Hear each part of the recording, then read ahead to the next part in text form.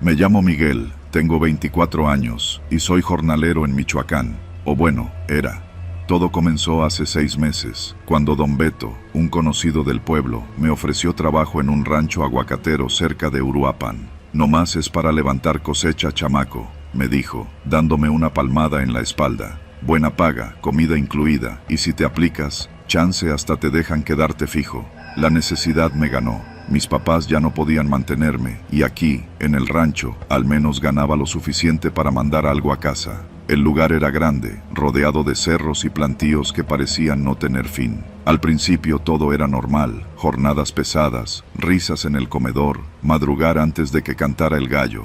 Pero había cosas raras que preferíamos no preguntar. Los patrones no eran campesinos como uno, andaban en camionetas lujosas, con guaruras armados hasta los dientes. Nunca se metían con nosotros, pero había reglas claras: no hablarles, no mirar lo que cargaban en los remolques al anochecer, y sobre todo, nunca salir del cuarto después de las 9 de la noche.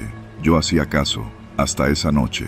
Era jueves, lo recuerdo porque ese día cayó la quincena, y como de costumbre, nos dieron unas caguamas para celebrar. Estábamos en el cuarto compartido, un jacalón con camas de cemento y colchones viejos, platicando de puras tonterías. Me levanté al baño, que estaba afuera, pegado a la barda del rancho. Ahí fue cuando escuché los gritos. Primero pensé que era pleito de borrachos, pero no.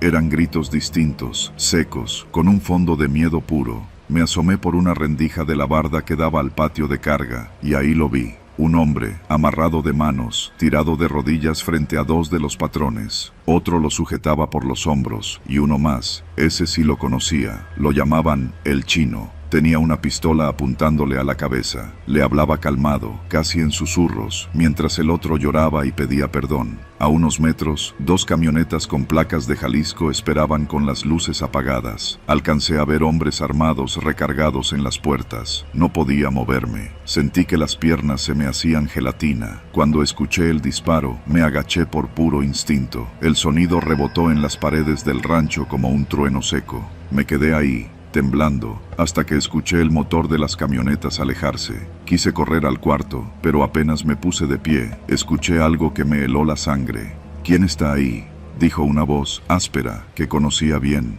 Era la de el Chino. No sé cómo corrí. Crucé la barda de vuelta al jacalón, cerré la puerta con el seguro viejo y me metí bajo la cobija. Los demás, medio dormidos, ni se enteraron. Pero yo sabía que me habían visto. La madrugada fue un infierno. Cada sonido afuera me hacía pensar que iban por mí. Cuando el sol apenas clareaba, me levanté decidido. Iba a largarme. Agarré mi mochilita raída y salí hacia el camino de tierra, rezando que nadie me notara. Pero no llegué lejos. A menos de 100 metros del rancho, una camioneta gris me cerró el paso. Del lado del copiloto, el Chino me miró con esa sonrisa torcida que ya conocía. Bajó el vidrio.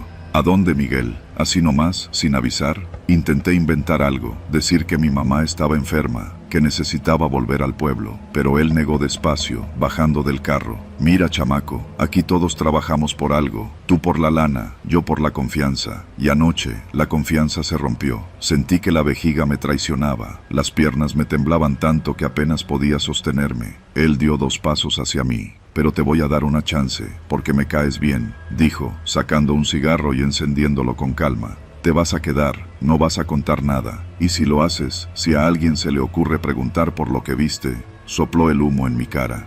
Ya sabes lo que pasa, ¿verdad?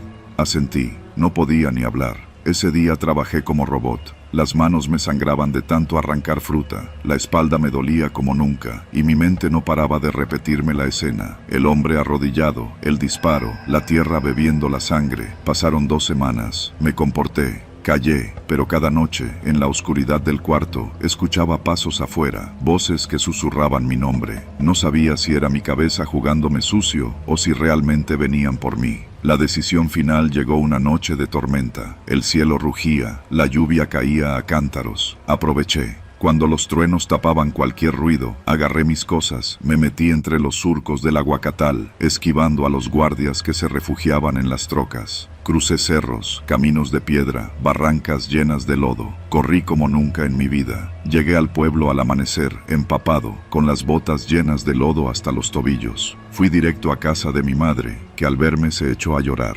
No le dije nada, ni a ella, ni a nadie. Solo le pedí que me ayudara a empacar unas cosas. Esa tarde me subí al primer autobús rumbo a Morelia. Dejé todo atrás, la tierra, la familia, los amigos. Me fui porque sabía que si me quedaba, no duraba ni una semana. Hoy trabajo en una construcción en el Estado de México. Me levanto antes del alba, cargo costales de cemento, barro mezcla. Cuando me preguntan de dónde soy, miento. Digo que de Veracruz, de Oaxaca, de cualquier lado menos de Michoacán. Cuando veo aguacates en la fonda donde desayuno, me da un vuelco el estómago. Y por las noches, cuando cierro los ojos, lo veo. Al hombre de rodillas, el disparo, el humo del cigarro flotando frente a mí. Sé que sobreviví, pero también sé que, en algún rincón, ellos todavía me recuerdan, y que la confianza rota nunca se perdona, nunca.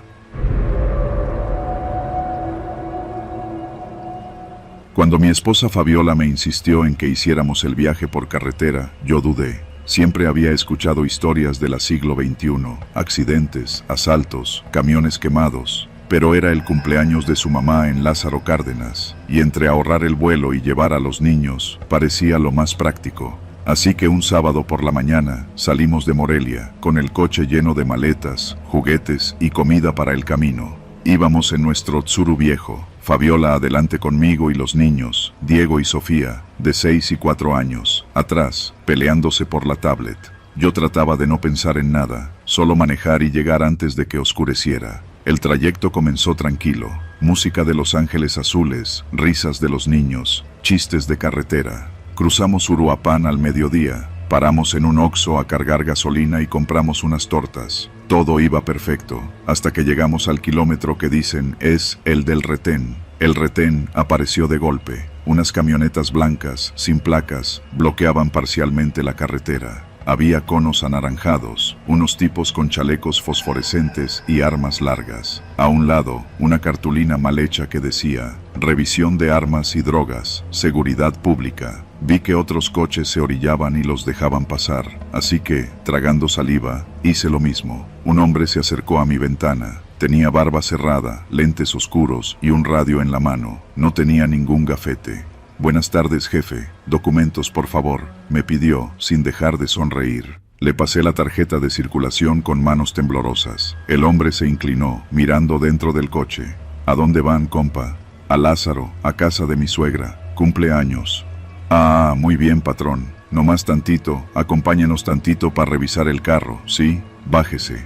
Me hizo caminar hacia un lado, detrás de una camioneta. Uno de los otros hombres empezó a revisar el maletero, sacando mochilas, volteando las tortas. Escuché a Fabiola preguntar desde el coche, ¿todo bien, amor? Y traté de calmarla con un gesto, pero entonces lo escuché. ¡Ey! Este trae celular escondido, gritó uno de ellos. El de la barba me miró de nuevo, ya sin sonrisa. ¿A poco no sabes que no debes grabar? Eso es de mal gusto, jefe. Yo no grabé nada, se lo juro. Pero no escuchaba. Me empujó contra la camioneta y me quitó la cartera. Nomás para revisar, compa, no se me altere. Sentí un calor recorrerme la cara. Miré hacia el coche. Fabiola estaba abrazando a los niños, mirándome. Sabía que si mostraba miedo, todo iba a empeorar. Ya, patrón, gracias por la cooperación. Siga su camino. Me devolvió la cartera, vacía. Cuando volví al coche, Fabiola estaba blanca. ¿Qué pasó? Nada, vámonos. Arranqué. Manejar fue como hacerlo dentro de un túnel. El sudor me chorreaba por la espalda. Pensé que lo peor había pasado, pero no habíamos avanzado ni 20 minutos cuando vi, por el retrovisor, las mismas camionetas acercándose. Venían rápido, demasiado rápido. Fab, agarra a los niños. El primer golpe fue como un trueno. La camioneta nos pegó en la defensa trasera, haciéndome perder el control por un segundo. Escuché a Sofía gritar, a Diego preguntar, ¿qué pasa, papá? Fabiola forcejeaba con el cinturón para pasarse atrás. No te detengas, me gritaba. Aceleré. El Tsuru vibraba como si fuera a desarmarse, y la autopista frente a mí parecía estirarse sin fin. En el retrovisor, los hombres reían. Vi uno sacar medio cuerpo por la ventana, apuntando algo largo, no sé si era un bate o un arma. Otro golpe. El coche chilló. Las horas siguientes fueron un infierno en cámara lenta. Corríamos por la siglo XXI, buscando señales de policía, un retén de verdad, una caseta, algo, pero solo había monte, árboles, curvas. Cada tanto nos acercábamos a otros coches, pero las camionetas reducían velocidad y nos hacían señas. A uno lo vimos detenerse más adelante, con las puertas abiertas y la cajuela levantada. Nadie ayudaba. «Papá, quiero ir al baño», decía Sofía, sollozando. «Aguanta, mi amor, aguanta tantito». Cruzamos cerca de Nueva Italia, donde pensé en meternos al pueblo, pero las camionetas aceleraron más. El miedo no era solo por mí, era por ellos, por mi familia. Pensaba en todo lo que no había hecho, en lo que les había prometido, en sus cumpleaños, en sus juegos. En un momento vimos un letrero: próxima caseta, 20 kilómetros. Ahí, Fabiola, ahí. No vamos a llegar, nos van a matar antes. Me mordí los labios. El tanque de gasolina estaba a menos de un cuarto. El coche chillaba en cada curva. Fabiola me pasaba botellas de agua abiertas para que me mojara la cara. Los niños estaban callados, abrazados en el asiento trasero. Entonces lo vi. Un tráiler, lento, cargado de madera, ocupando ambos carriles. Era nuestra única oportunidad. «Aguanta, viejo, aguanta», me dije. Me pegué detrás, usando el rebufo. Las camionetas intentaron rebasar, pero uno de los carriles se cerró por reparaciones. El tráiler iba tan lento que pude ver el rostro del chofer en el retrovisor lateral, mirándome. Le hice luces, le grité por la ventana. No sé si entendió, pero comenzó a zigzaguear levemente, como bloqueando el paso. Las camionetas se desesperaron, empezaron a tocar el claxon, a disparar al aire. Fabiola gritó. Los niños lloraban. Yo me pegué más al tráiler, buscando el momento de rebasar, y ahí estaba, un tramo libre. Pisé el acelerador hasta el fondo. El Tsuru tembló, bufó, rugió. Pasamos junto al tráiler, lo rebasamos apenas, y adelante. La caseta, unos metros, solo unos metros más. Los hombres intentaron alcanzarnos, pero al acercarnos a la caseta, vimos a los policías de caminos, los federales, con chalecos, armas, patrullas. No sé si alguna vez he llorado de alivio como ese día. Frené de golpe, me bajé del coche temblando. Fabiola salió corriendo con los niños en brazos. Yo apenas podía hablar. Nos siguen, nos siguen.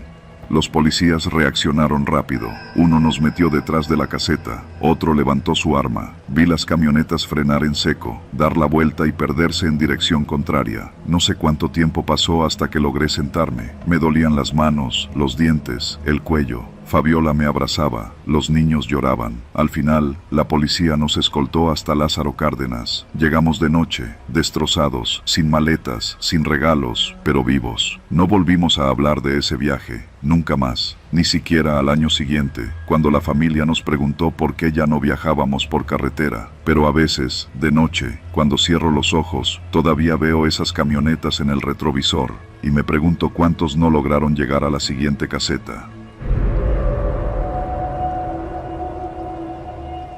Nunca pensé que mi pueblo, ese rincón perdido entre cerros resecos y guamúchiles torcidos de tierra caliente, Michoacán, se volvería una jaula de la que no podríamos escapar. Me llamo Julián, tengo 37 años y soy panadero, como lo fue mi padre y el abuelo antes de él. El horno es viejo, hecho de ladrillo y barro, con grietas que mi esposa Cata cubre cada semana con mezcla fresca. Vivimos en un pueblo pequeño, San Jerónimo de los Magueyes, con menos de 500 almas, donde todos saben quién eres, con quién te casaste y hasta qué tipo de tortillas compras en la tienda. Las cosas empezaron a cambiar un día cualquiera. Llegaron por la carretera de terracería un convoy de camionetas polvosas, muchas Hilux blancas sin placas, algunas con logotipos pintados a mano, autodefensas del pueblo. Al principio creímos en ellos. Traían armas largas, chalecos rotulados, walkie-talkies y botas negras. Decían que venían a limpiar la zona de rateros y secuestradores, que no aguantaban ver cómo los cárteles nos tenían de rodillas. Recuerdo el primer discurso que dieron en la plaza. El jefe, un hombre flaco de barba cerrada, se subió a una mesa de la lonchería de Doña Mary y dijo: «Aquí nadie les va a venir a quitar lo suyo. Nosotros no pedimos nada, solo apoyo, agua, comida, techo. Lo demás lo ponemos nosotros». Aplaudimos. Bueno, casi todos. Yo aplaudí porque todos lo hacían, porque Cata me miraba con esos ojos de «mejor ni te metas». Algunos viejitos no aplaudieron, el párroco tampoco, pero la mayoría sí. Queríamos creer. La primera semana fue tranquila. Los vimos patrullar por las noches, parados en las esquinas, fumando mientras pasaba el ganado. La gente les llevaba tortillas, agua, cigarros. Yo mismo les regalé pan. Un día uno de ellos me pidió con un guiño que les preparara algo más dulce, algo chido, para las noches largas. Les hice conchas, de las que mi abuela hacía con manteca en vez de mantequilla. Pero al poco tiempo, los rumores comenzaron. Primero, que la familia Zárate, la que tenía 2 camionetas y una huerta grande, tuvo que entregar una cooperación. Luego, que el carnicero de la esquina cerró porque le pidieron tantos kilos de carne que ya no le salía. Después, que al hijo de don Toño, el dueño de la ferretería, lo levantaron por andar preguntando demasiado. Yo trataba de no pensar en eso. Total, mi panadería apenas daba para vivir. ¿Qué les iba a interesar un panadero con sus manos llenas de harina y un horno que se apaga con el viento? Hasta que llegaron a mi puerta. Era una noche de miércoles. Escuché las camionetas estacionarse afuera. Cata me miró desde la cocina, con las manos apretadas en el delantal. Salí al umbral, con el corazón golpeándome las costillas. 3 hombres bajaron. Reconocí a uno, el güero, un tipo joven, de risa fácil y ojos muertos. «Buenas noches, don Julián», me dijo, con esa voz que parecía amable, pero nunca lo era del todo. «Venimos a platicar». Me llevaron aparte, hablaban despacio, como explicándole a un niño, que si yo les ayudaba, me iba a ir mejor, que no fuera terco, que todos cooperaban, que nomás era dinero para gasolina, para armas, para seguir cuidando el pueblo, que entendiera. Les dije que no tenía mucho, que apenas sacaba para mantener a mi familia. Ellos sonrieron. «Eso pensamos, don Julián, pero, ya ve, puede vender un terrenito, ¿no? O pedir un préstamo, o pedirle a su suegro. Si todos ponen, todos ganan». Esa noche no dormí. Cata me abrazó como si fuéramos 2 adolescentes con miedo en la cama. Sentí sus lágrimas en el cuello. Sabíamos que si nos negábamos, era peor. Al día siguiente, le entregué lo que pude juntar, unos cuantos miles que tenía guardados por si el horno tronaba, más algo que me prestó mi hermano. Ellos lo tomaron como si fuera limosna. «Gracias, don Julián, así se hace patria». La tensión creció. Las noches se llenaron de disparos. Gente desapareció. Los viejitos que antes se sentaban a platicar en la plaza, dejaron de salir. En la tienda ya no fiaban, por miedo a que nadie pudiera pagar. En misa, el padre Francisco pedía que rezáramos por los desaparecidos, pero cada domingo llegaban menos. Una madrugada, escuché gritos. Salí corriendo descalzo. La casa del herrero estaba ardiendo. La esposa, una mujer chiquita de voz aguda, gritaba que se habían llevado a su hijo. Los autodefensas llegaron después, no antes. Nos dijeron que había sido el narco, que por eso ellos estaban aquí, para protegernos. Pero ya nadie les creía. Yo vivía con miedo. Cada vez que una camioneta pasaba por la calle, sentía las tripas hacerse nudo. Cuando iba al horno, me temblaban las manos al amasar. Cata me decía que nos fuéramos, que tomáramos a los niños y huyéramos de noche. Pero, ¿a dónde? Y dejar todo, mi horno, mi casa, mi historia. El miedo explotó un jueves. Estaba sacando bollos del horno cuando escuché golpes en la puerta. Era el güero, esta vez con otro hombre, un tipo gordo que nunca había visto. Me pidieron entrar. «Hay un trabajo para usted, don Julián, nomás un favorcito». Me explicaron que querían usar la panadería para guardar unas cajas, solo por unas noches, que nadie tenía por qué enterarse, que si ayudaba, me perdonaban lo que debía, que incluso me dejarían en paz. Quise decir que no, juro que lo intenté, pero vi a Cata detrás, abrazando a los niños con los ojos de plato, y la voz no me salió. «Está bien», dije. Esa noche llegaron 3 camionetas, bajaron cajas envueltas en cinta, pesadas, las metieron al cuarto del horno viejo, me advirtieron que ni se me ocurriera mirar adentro. Me encerré en el cuarto, con el corazón golpeándome las costillas. No dormí nada, cada ruido me hacía saltar, me daba miedo hasta mirar a mis hijos. A la mañana siguiente, llegaron otros hombres, me dieron un sobre lleno de billetes. No lo quise tocar, lo dejé en la mesa hasta que Cata lo guardó en un cajón, temblando. «Tenemos que irnos, Julián», me dijo. Esta vez sí, pero ya no era tan fácil. Cada noche había una patrulla de ellos en la esquina. Nos vigilaban, nos saludaban en la calle, nos ofrecían cigarros, nos palmeaban la espalda. Yo ya no era solo el panadero, era el compa que coopera. La última gota cayó un lunes. El padre Francisco desapareció. Dijeron que se había ido a otro pueblo, que lo habían llamado para ayudar en otra parroquia. Nadie creyó eso. El martes en la noche, Cata me despertó. «Escucha», me susurró. En la calle había gritos, motores, disparos. Nos asomamos apenas. Vimos luces, hombres encapuchados, carreras. Alguien gritó mi nombre. Me dio un vuelco el corazón. Nos abrazamos en la oscuridad. Esa noche sentí que no íbamos a sobrevivir, pero lo hicimos. A la mañana siguiente, supimos que había sido un enfrentamiento con otro grupo. Los de afuera venían por territorio. Dicen que dejaron cuerpos colgados en la carretera. Esa misma tarde, decidí irme. No avisé a nadie. Metimos a los niños en el coche, echamos unas mochilas con ropa y algo de dinero y nos largamos. El horno se quedó prendido. Lo dejé así a propósito. No quería mirar atrás. Ahora estamos en Zitácuaro, rentando un cuarto, trabajando lo que salga. A veces cierro los ojos y veo el horno, las conchas, el pan dorándose, y luego veo las camionetas, los hombres, las cajas. San Jerónimo de los Magueyes sigue ahí, me dicen. Pero yo sé que ese pueblo ya no existe, no el que yo conocí. Y cuando mis hijos me preguntan por qué nos fuimos, les digo que fue porque había que sobrevivir. Porque hay veces que el miedo no te mata, pero te deja marcado para siempre. Porque los que vinieron a cuidarnos nunca quisieron cuidar a nadie. Me llamo Andrea, tengo 28 años, y hasta hace unos meses creía que mi vida era bastante común. Trabajo como diseñadora gráfica freelance, vivo en Ciudad de México en un departamento compartido con una amiga, y mis mayores preocupaciones eran cumplir con las entregas a tiempo y no quedarme sin datos en el celular.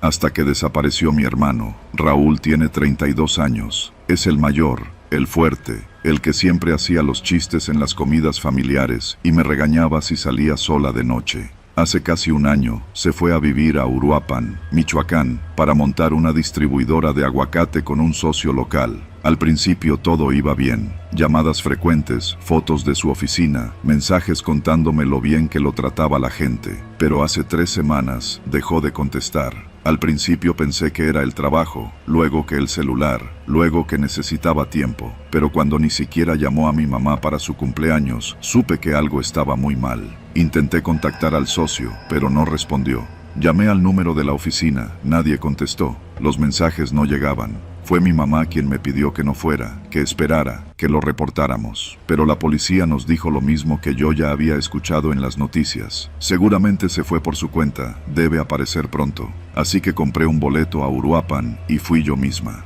Llegué un martes por la tarde. Desde el taxi que tomé en el aeropuerto, miraba las calles llenas de vida. Puestos de tacos, tiendas de abarrotes, talleres mecánicos. Todo parecía normal. El taxista, un hombre moreno, de bigote espeso, me preguntó a qué venía. Le dije que de visita. Él asintió y no dijo más. Me hospedé en un hotel pequeño cerca del centro. Me había anotado las direcciones que Raúl me había dado en las últimas llamadas, su oficina, el restaurante donde solía comer, la casa que rentaba. Empecé por la oficina, un local en una calle ancha, con un letrero deslavado. Estaba cerrado, con papeles acumulándose en la rendija. Pregunté en la tienda de al lado y un señor me dijo: «Ese muchacho ya no viene desde hace rato. No sé qué le pasó, pero mejor no se meta, señorita». Esa noche, mientras cenaba unas enchiladas placeras, empecé a sentirlo. Las miradas. La mesera me preguntó si era de aquí. Un hombre en la mesa de al lado me observaba más de lo normal.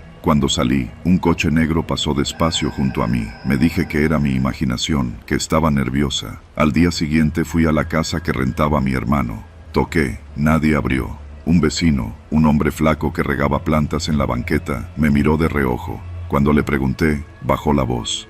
«A ese muchacho se lo llevaron, así nomás, en la noche. Usted no diga que yo le dije». Sentí un golpe de hielo en el pecho. «¿Quién se lo llevó?», pregunté, con la voz apenas audible. El hombre negó con la cabeza y entró a su casa. Ese día recorrí media ciudad, preguntando, buscando. Nadie sabía nada. Algunos se encogían de hombros, otros cambiaban de tema. A media tarde, mientras tomaba un café en un local pequeño, un hombre se sentó frente a mí. Tenía unos 50 años, cabello canoso, camisa de cuadros. «¿Usted es la que anda preguntando por el chavo desaparecido?», me dijo, sin rodeos. No pude negarlo. Me presentó su nombre, don Sergio, un ex policía retirado que ahora trabajaba como chofer. Me dijo que en Uruapan había cosas de las que era mejor no hablar, que si mi hermano había desaparecido, era porque alguien lo había hecho desaparecer, que la policía no iba a mover un dedo, y que si yo seguía preguntando, iba a terminar igual. Me dejó su número. «¿Usted es la que anda preguntando por el chavo desaparecido?», me dijo, sin rodeos. No pude negarlo. Me presentó su nombre, don Sergio, un ex policía retirado que ahora trabajaba como chofer. Me dijo que en Uruapan había cosas de las que era mejor no hablar, que si mi hermano había desaparecido, era porque alguien lo había hecho desaparecer, que la policía no iba a mover un dedo, y que si yo seguía preguntando, iba a terminar igual. por si necesita irse rápido. Esa noche en el hotel no dormí. Miraba el techo, repasaba cada mensaje que Raúl me había mandado, buscando alguna señal que no supe leer. Escuchaba ruidos afuera, coches que pasaban, voces. A medianoche, tocaron a mi puerta. Me levanté en silencio, apenas respirando. Esperé, con el corazón martillando. Después de un rato, se fueron. No supe quién era. Al día siguiente fui al último lugar que me faltaba, el restaurante donde Raúl solía comer. La dueña me reconoció por las fotos que llevaba. Me tomó del brazo y, sin mirarme a los ojos, me dijo: «Mire, niña, váyase, aquí no hay nada para usted». Su hermano cayó en algo que no debía. «No diga mi nombre, no vuelva». Me quedé parada un rato frente al restaurante, sintiéndome vacía. Era como si el suelo se abriera. No sabía qué hacer. Caminé por las calles, medio perdida. Entonces, lo vi. Un hombre, a unos metros, me seguía. Cada vez que yo cruzaba la calle, él cruzaba. Cada vez que me detenía, él se detenía. Tomé un taxi. El taxista me miró por el espejo y me dijo en voz baja: «La están siguiendo, señorita, no mire atrás». Me dejó en el hotel y me recomendó que saliera esa noche, que tomara el primer autobús, el que fuera, que no regresara. Esa noche, llamé a mi mamá. Le dije que lo sentía, que no había encontrado a Raúl, que iba a regresar. Ella lloraba, yo también. Empecé a empacar. Afuera, vi de nuevo el coche negro. Tomé el teléfono y marqué a don Sergio. Me recogió en menos de 15 minutos. Me llevó a la terminal. Durante el trayecto, no hablamos. Cuando llegamos, me miró y me dijo: «Váyase, mija, y no vuelva». Compré un boleto al primer lugar que salía, Morelia. Subí al autobús temblando. Me senté junto a la ventana, apreté el celular contra el pecho. Vi pasar las calles, las luces, las sombras. Sentí que dejaba un pedazo de mí atrás. Han pasado 3 meses. No hemos tenido noticias de Raúl. A veces sueño con él. A veces creo verlo entre la gente. A veces pienso en volver, en intentarlo de nuevo. Pero algo en mí sabe que no debo. Que hay cosas que, si las sigues buscando, no solo no las encuentras, sino que te encuentran a ti. Y que en ciertos lugares, como me dijo don Sergio, lo que se queda es porque nunca debió ser encontrado. Me llamo Ramón Mendoza. Tengo 43 años, esposa, 2 hijos y 1,5 hectáreas de limones en las afueras de Apatzingán, Michoacán. Mi papá empezó este negocio hace más de 40 años, con un puñado de árboles. Yo lo crecí, lo cuidé, lo hice producir. Nunca fuimos ricos, pero siempre comimos bien, y me alcanzó para que mis hijos, Emiliano y David, de 17 y 15 años, estudiaran en un bachillerato bueno en el pueblo. El problema empezó hace unos meses. Primero fue un rumor, que estaban pidiendo cooperación a los productores de la zona. Luego llegó un conocido, bajito, moreno, con camisa a cuadros, que me saludó como si fuéramos compadres, aunque apenas lo ubicaba de vista. «Ramón, qué gusto, hombre. Venimos a platicar. Los muchachos están cuidando la zona. Ya sabe cómo está la cosa. Queremos que su negocio siga bien, protegido, sin broncas. La cooperación es voluntaria, claro, pero todos cooperan. Voluntaria, 20,000 pesos al mes, casi lo que me dejaba la cosecha en una buena semana».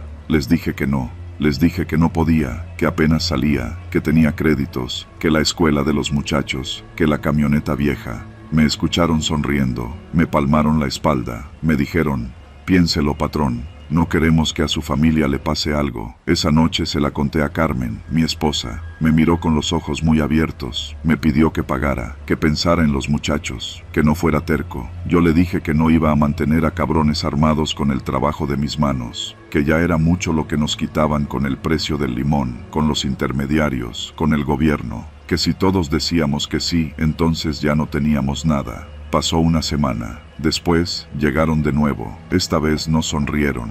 Me dieron un papelito doblado con un número de cuenta. Me dijeron que tenía hasta el viernes. Ese viernes en la mañana, me fui temprano al huerto. El cielo estaba bajo, plomizo, y el olor de los limoneros era fuerte, verde, casi ácido. Caminé entre las hileras, escuchando el zumbido de las abejas. Cuando volví a casa, Carmen me esperaba en la puerta, pálida. «Te vinieron a buscar, los de las camionetas. Preguntaron por ti». Vi a Emiliano asomado por la ventana. Tenía la cara de quien sabe que algo no está bien. «Nos vamos a encerrar hoy en la noche», le dije a Carmen. «Cierra puertas, cierra ventanas, no abran a nadie». «¿Vas a pagar?», me preguntó. «No, A las 8 de la noche ya estábamos encerrados. Eché candados, puse la camioneta contra el portón, corté las luces. Les dije a los muchachos que se fueran al cuarto de atrás con su madre, que no preguntaran. Me quedé en la sala, con la escopeta vieja de mi papá. No tenía muchas balas, ni siquiera sé si disparaba bien. No era un hombre de armas, era un hombre de tierra. A las 11 empezaron los ruidos. Primero fueron motores, varias camionetas, acercándose despacio. Luego, luces, voces, risas. Alguien gritó: «Don Ramón, salga, patrón, nomás queremos platicar». No respondí. Me temblaban las manos, me sudaba la frente, me di cuenta de que estaba rezando en voz baja. Luego vinieron los golpes, contra el portón, contra las paredes, piedras a las ventanas, un disparo al aire, el grito de Carmen atrás, los sollozos de David. Les grité que no se movieran, que no salieran. Alguien prendió fuego a algo, olía a gasolina. El perro, afuera, ladraba como loco. Escuché cuando lo callaron de un tiro. El primer vidrio que tronó me hizo saltar. Me puse detrás de la puerta, la escopeta en alto, los oídos zumbando. Golpes, risas, más disparos. Un hombre gritó: «Última llamada, patrón, no se haga el héroe». Y entonces escuché lo que no quería escuchar. Emiliano, atrás, diciendo: «Papá». Entraron por la barda. Nunca supe bien cómo reaccioné. Corrí al cuarto de atrás. Vimos sombras en la ventana, manos empujando las tablas. Les grité a todos que al suelo. Apunté. Disparé una vez, a lo loco, solo para ganar tiempo. Un grito afuera. Silencio. Luego, más balas. La pared retumbaba. El polvo nos caía del techo. Carmen abrazaba a los muchachos. Yo temblaba. Tenía las orejas tapadas por el estruendo. Mi pecho latía como un tambor. Pensé: hasta aquí llegamos. Pero entonces escuché algo que nunca esperé. Sirenas. Las sirenas cortaron la noche como un cuchillo. Las luces rojas y azules aparecieron por la calle. Voces por altavoces. Gritos. Las camionetas arrancaron. Escuché llantas chirriando, motores huyendo. Los disparos pararon. No entendía nada. Cuando finalmente salí al patio, temblando, con la escopeta colgando, vi 3 patrullas de la Guardia Nacional estacionadas frente a la casa. Un oficial joven, con casco, me miró como si yo fuera un loco. «¿Está bien, señor?», me dijo, mientras otros revisaban los alrededores. No sabía si decirle que sí, que no, que nunca iba a estar bien.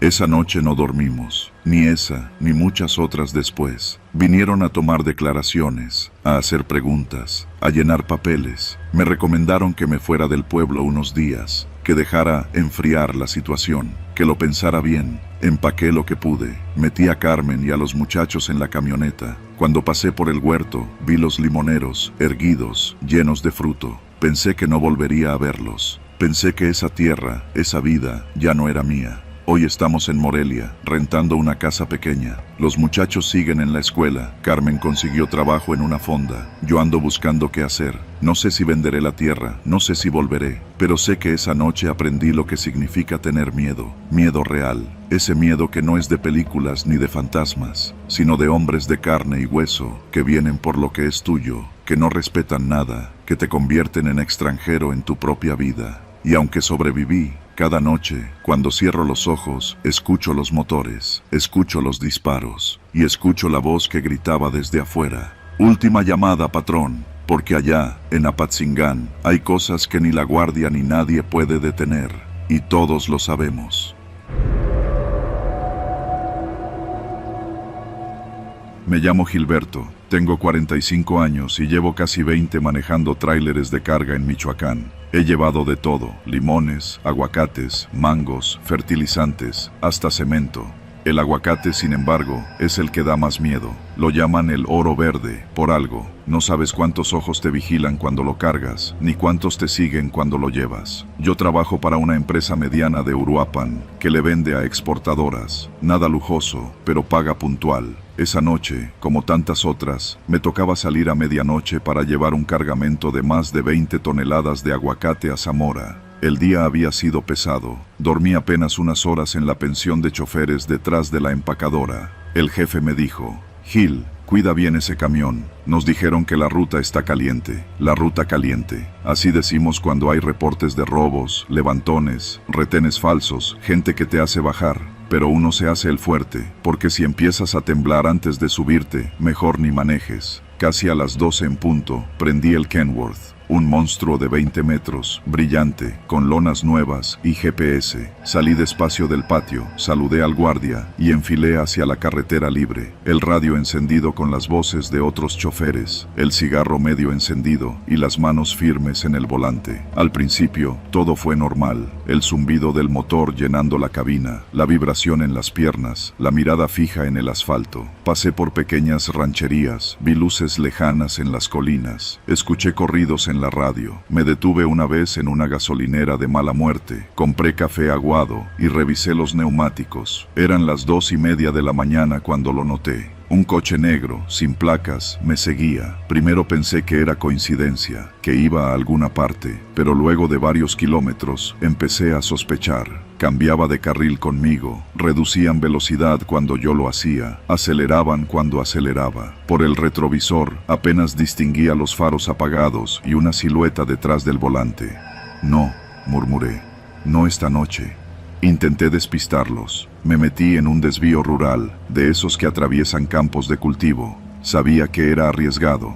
Esas brechas no están hechas para trailers, pero prefería atascarme que parar en la carretera. El camión botaba en cada bache, las cajas del remolque golpeaban las paredes, el cargamento de aguacate rechinaba en su empaque. Pero el coche siguió, no venía solo. Al otro lado del campo, otra camioneta apareció. Luces largas, motor rugiendo. Sentí un vacío en el estómago. Tomé el radio. ¿Algún 20 por el kilómetro 58? Aquí Hill, Kenworth blanco, me siguen.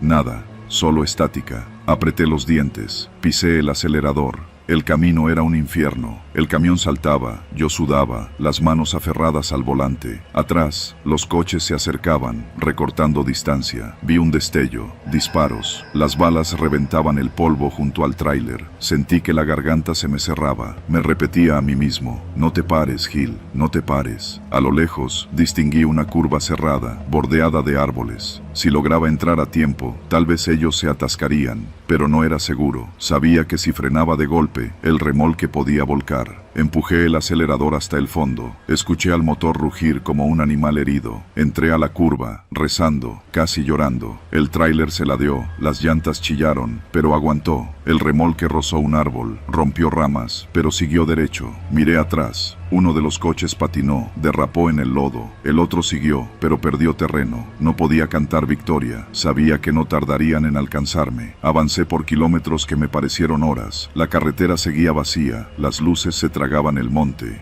El radio muerto. Empecé a notar que las llantas estaban flojas. El terreno irregular había cobrado factura. El camión vibraba raro. Entonces vi algo que me hizo querer llorar de alivio. Una patrulla de la Guardia Nacional, estacionada junto a un retén. 2 hombres con cascos, armas, linternas. Bajé la velocidad, les hice señales. Ellos me señalaron con la lámpara, pero algo no cuadraba. No había conos, no había señales, ningún otro vehículo detenido, y uno de los guardias tenía tenis. El corazón me explotó en el pecho. Pisé el acelerador de golpe, sin pensarlo. Escuché gritos detrás, disparos, motores encendiéndose. Eran parte del mismo grupo. Ahora tenía a 3 vehículos detrás. Las llantas del tráiler rechinaban, el volante vibraba. Yo sentía que me iba a estallar el pecho. No sabía cuánto más aguantaría. Pero entonces vi lo imposible. Luces rojas y azules de verdad. Una patrulla real, en movimiento, a lo lejos. Me escuché a mí mismo gritar, un sonido gutural, desesperado. Moví las luces, toqué el claxon, todo a la vez. La patrulla reaccionó. Frenó en seco. Los coches que me seguían intentaron dar la vuelta, pero era tarde. Escuché disparos, gritos, llantas patinando. Yo seguí de largo, temblando, viendo apenas por el parabrisas cubierto de lodo.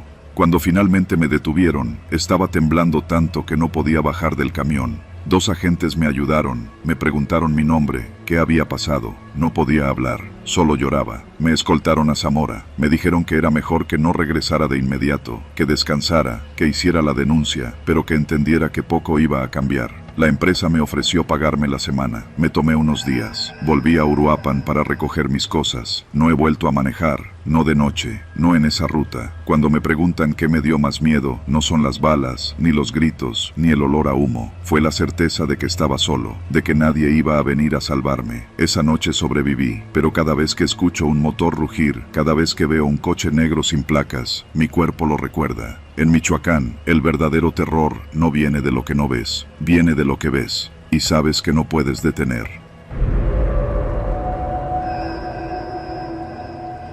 Me llamo Eliseo y soy cazador, pero no uno de esos que ves en revistas, posando junto a un venado enorme con un rifle de lujo.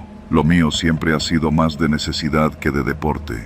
Vivo en un rancho perdido entre las brechas de la sierra, entre Arteaga y Tumbiscatío, en Michoacán. Aquí, o siembras maíz, cuidas chivas, o sobrevives de lo que la tierra te da. Yo aprendí de mi padre a rastrear venados, liebres, hasta jabalíes, pero siempre con cuidado, porque estas tierras hace tiempo dejaron de ser libres. Aquel día salí temprano, con mi vieja escopeta colgada al hombro, una mochila con tortillas y frijoles, y mi perro, Canelo. Era octubre, tiempo seco, el monte estaba crujiente, las hojas quebrándose bajo los pies, y el aire olía a tierra vieja. Iba siguiendo un rastro de venado desde hacía horas. Me adentré más de lo que acostumbro, cruzando veredas que ni recordaba, hasta que encontré un claro. Canelo empezó a olfatear el aire, inquieto. Me acerqué, y vi lo que nunca debía haber visto. El suelo estaba removido, montículos de tierra apenas cubiertos con ramas, pedazos de bolsas negras asomaban entre la tierra. El olor, al principio sutil, se volvió un golpe en la nariz. Carne podrida, sangre seca, descomposición. Vámonos, Canelo, murmuré, sintiendo un frío recorrerme la espalda.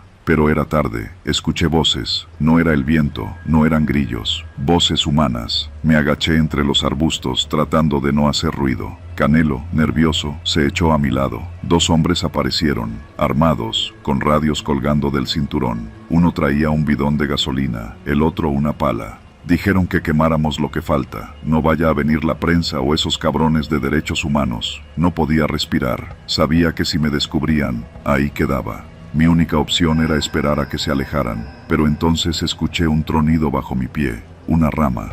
El hombre de la pala volteó, los ojos como cuchillos. ¿Oíste eso? Me eché a correr, nunca había corrido así en mi vida. El monte me golpeaba la cara, las espinas me rasgaban la piel, los pulmones me ardían. Escuché los gritos detrás, disparos, ramas quebrándose. Canelo iba a mi lado, jadeando. Sabía que conocía mejor la sierra que ellos, pero también sabía que ellos no iban a parar. Llegué a una cañada, resbalé en las piedras, caí de rodillas, me levanté, la rodilla sangrando, y seguí. Atravesé un arroyo seco, trepé por una ladera, escondiéndome bajo un tronco caído. Los escuché pasar, insultando, buscando. Uno disparó al aire, otro gritaba mi nombre, sabían quién era. Me di cuenta entonces, alguien me había visto antes, tal vez cuando pasé por el rancho viejo, tal vez cuando llené mi cantimplora en el arroyo. Sabían que yo sabía. Cuando cayó la noche, seguía escondido. El hambre me retorcía el estómago, pero no podía encender luz, no podía hacer ruido. Canelo gemía en silencio, lamiéndose una pata lastimada. Vi pasar más hombres, 3, 4, 5, radios en mano, lámparas de cabeza, armas largas. Uno decía: el viejo Eliseo no sale de aquí. Si no lo agarramos hoy, lo agarramos mañana. Me mordí el puño para no gritar.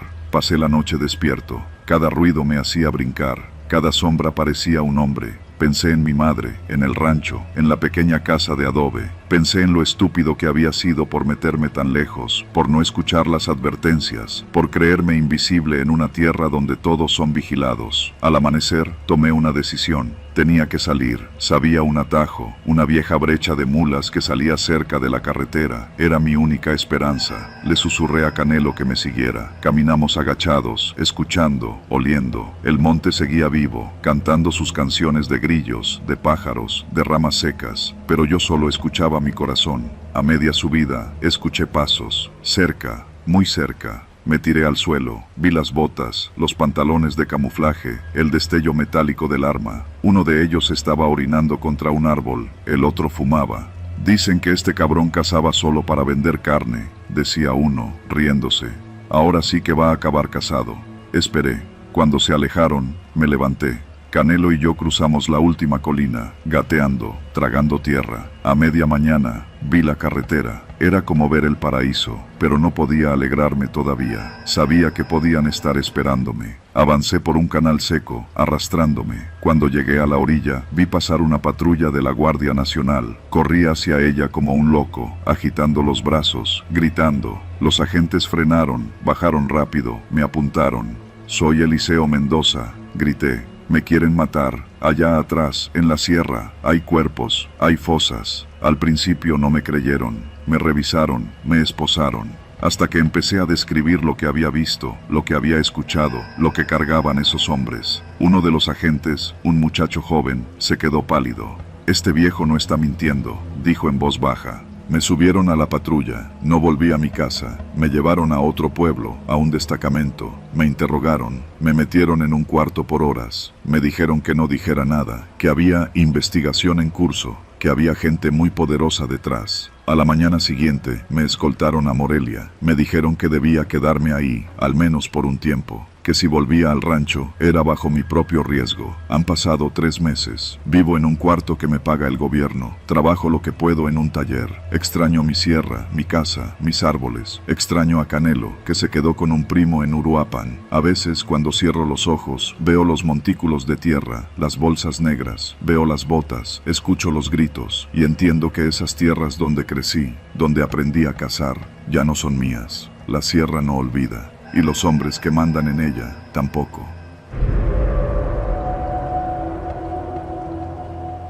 Me llamo Daniel López y soy reportero en un periódico local de Apatzingán, Michoacán.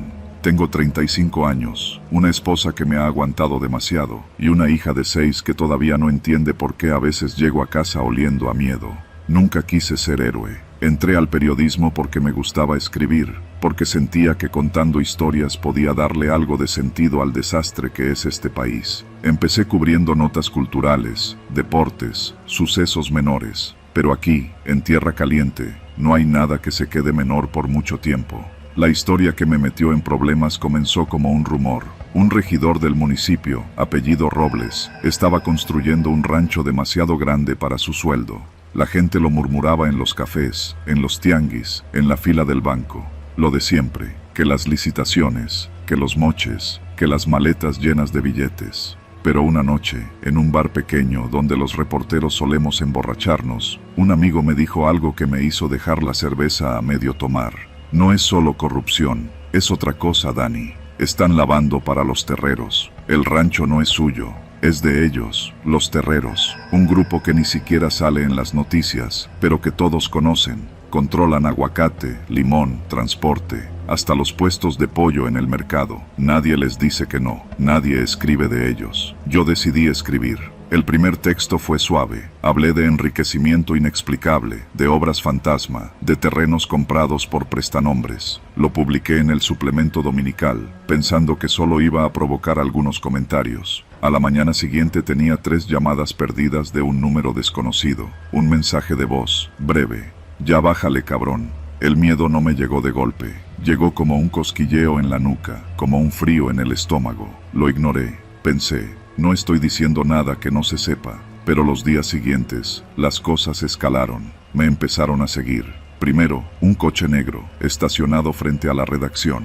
Luego, una moto que aparecía cada vez que yo salía a cubrir una nota. A mi esposa, Sofía, alguien la esperó afuera del kinder de nuestra hija para platicar y preguntarle si yo iba a seguir escribiendo. Ella me lo dijo esa noche, con la voz quebrada. «Dani, por favor, ya estuvo».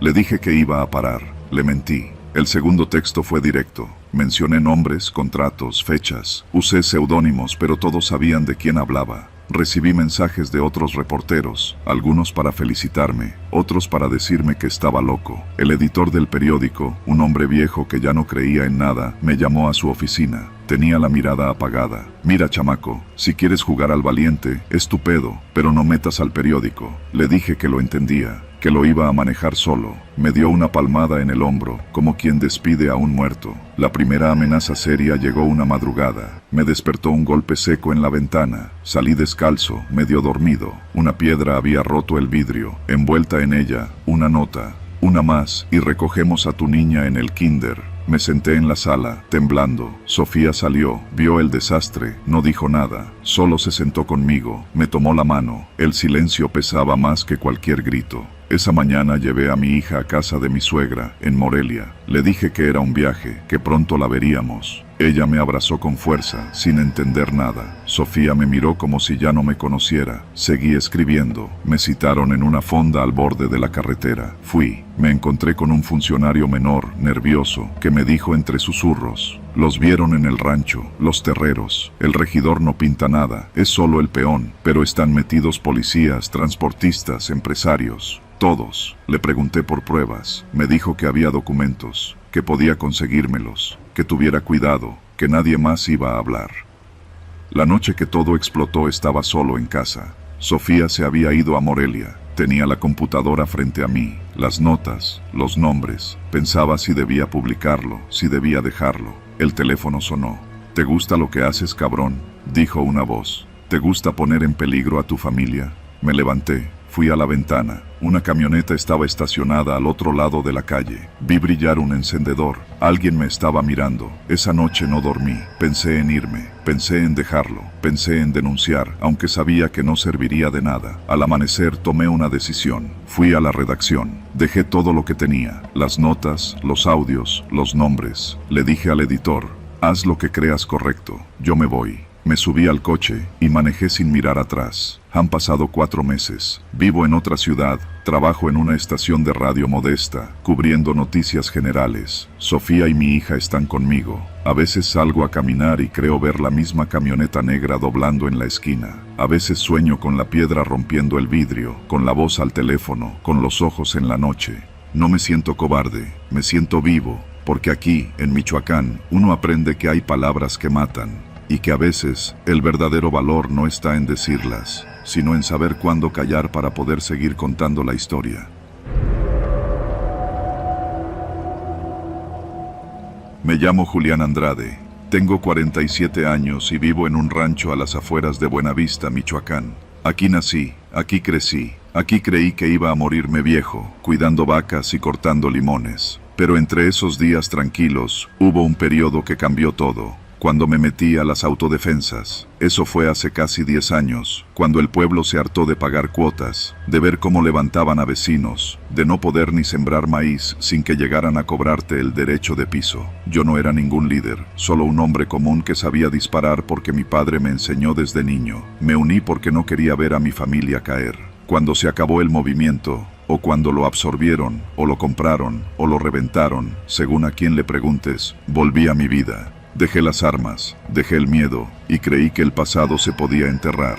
Me equivoqué. Todo comenzó con un rumor. Un domingo, en el mercado de Buenavista, escuché a 2 hombres hablar en voz baja. Dicen que el Güero y el Lalo salieron, que andan regresando, que traen lista. Me quedé helado. El Güero y el Lalo habían sido sicarios de uno de los grupos que combatimos. Los habíamos corrido del pueblo cuando las autodefensas estaban fuertes. Yo estuve ahí cuando quemamos su guarida en las afueras, cuando vimos sus camionetas llenas de rifles huir rumbo a la sierra. Pensé que estaban muertos, presos, desaparecidos, pero en Michoacán nadie desaparece del todo. Volví a casa esa tarde, a mi mujer, Alma, y a mis 2 hijos, Emiliano, de 17, y Paola, de 15. No dije nada, pensé que era solo un chisme. Esa noche, un coche desconocido pasó lento frente al rancho, faros apagados. Al día siguiente, fui al pueblo a comprar alimento para el ganado. Un viejo conocido, Chema, se me acercó, me saludó con un abrazo rápido, nervioso. Ten cuidado, Julián. Los de antes andan preguntando por los que les hicimos daño. Tú estás en la lista. Me reí, sin alegría. ¿Yo? Si yo no fui nadie. Todos fuimos alguien para ellos. Volví al rancho con el estómago hecho nudo. Esa noche le conté a Alma. Me abrazó, me miró a los ojos. Nos vamos. Pero no era tan fácil. Teníamos animales, deudas, tierras que no se venden de un día para otro. Además, ¿a dónde íbamos a ir?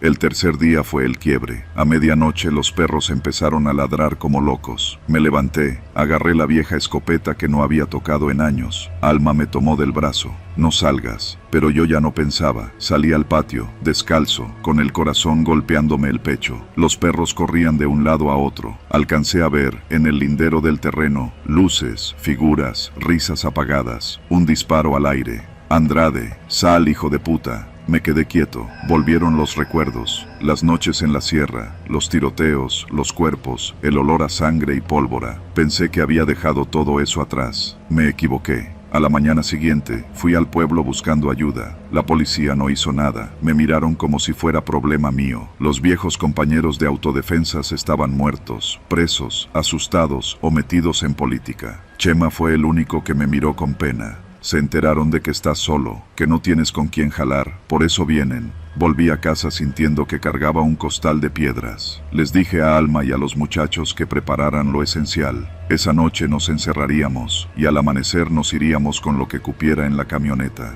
Pero no nos dieron tiempo. Esa noche fue el infierno. Cerca de las 2 de la mañana, escuché los motores. 3, 4 camionetas, luces apagadas, cuerpos bajando, voces, gritos, disparos al aire. El ganado se alocó, las vacas mugían, los perros aullaban. Nos metimos al cuarto del fondo. Tenía la escopeta en las manos, temblando. Los niños lloraban en silencio. Alma me miraba como si no me reconociera. Julián, no, me suplicaba. La puerta principal cayó. Risas, golpes. Yo sabía que iban a prenderle fuego a la casa, que nos iban a sacar como ratas. Sabía que no venían a asustar, venían a terminar lo que para ellos había quedado pendiente. Entonces escuché un milagro, sirenas. A lo lejos, patrullas. Alguien del pueblo, tal vez Chema, había tenido el valor de avisar. O tal vez Dios, o el destino, o la pura suerte. Las camionetas arrancaron, disparando al aire, huyendo hacia la sierra. Me quedé arrodillado en el suelo, abrazando a mi familia, llorando como un niño. Los policías llegaron tarde, como siempre. Tomaron fotos, hicieron preguntas, me dijeron lo mismo que yo ya sabía.